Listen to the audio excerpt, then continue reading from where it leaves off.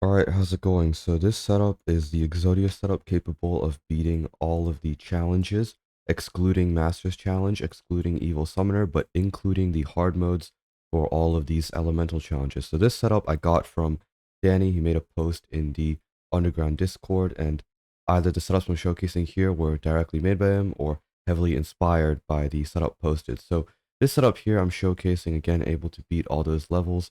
And basically, what it primarily consists of is these units here, but also it requires the use of Godspeed charms. Some people might not have access to them. If you didn't update to the newest patch, you still have access to them. You can still utilize them. So the Godspeed charms are going to be on Jiraiya, Deathbite, Amaterasu, and Archimedes. Archimedes greatly benefits from having a charm that also has freeze time on it, because that, of course, buffs up the strength of the stun.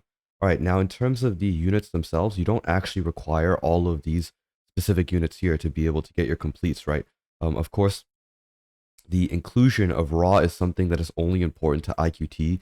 It's useless in all the other challenges because you don't see freezes in other challenges. So that basically means that Raw is not a core part of the setup here. You can remove Raw. In addition to that, Susanoo is also never a core part of any setup because, of course, you have access to rock summons in the shops. The purpose of Susanoo is just to be able to save some resources or to be able to automize farming. So Susanoo is not a core unit as well. Although I do have a Horus here, and a speed boost is necessary in the form of a unit buffing Deathbite, you don't actually need Horus. You can downgrade back to Speedy. Horus is better, but if you don't have access to Horus, then you can just go ahead and use the good old Speedy. Now, in terms of these other units you can include here, you basically have two open slots here, right? As long as you're not playing IQT. In case if you are playing IQT, you do require Raw. However, if you're not playing IQT, right, these two slots can probably be used for something like a, yeah, this is just for Raw, but if you're not playing IQT, right, the Raw slot can maybe be replaced with something like a Anubis, right? Anubis is a um, pretty solid unit. If you do have double speed boost, probably something like a Susanoo buffed by Speedy's better here. I'm just gonna put Horus down for convenience sake in this video, but yeah, you could speed buff your Susanoo as well.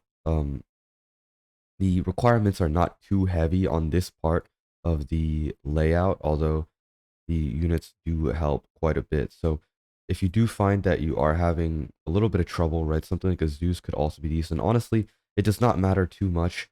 Um, but the original setup with Raw and Susanoo works really well, right? Even if you just have this setup, it still is able to deal with all the other levels, despite the Raw basically being an empty unit to the extent of my knowledge. So yeah, that's the Exodia setup. It is incredibly strong.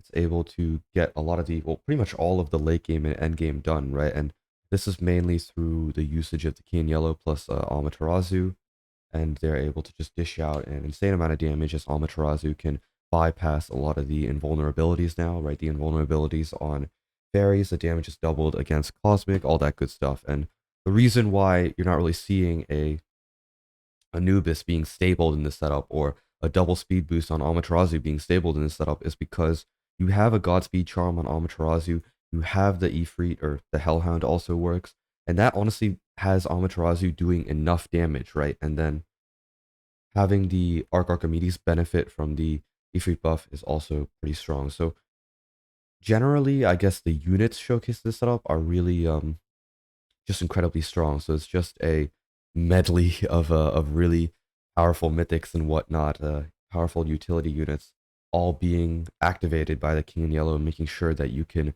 do damage against all those different types of enemies. But yeah, that is the Exodia setup. Again, big thanks to Danny from the Underground Discord. A lot of the setups I showcase on the channel are made by him. So yeah, that's gonna be it for this video. Like, subscribe, and yeah, see ya.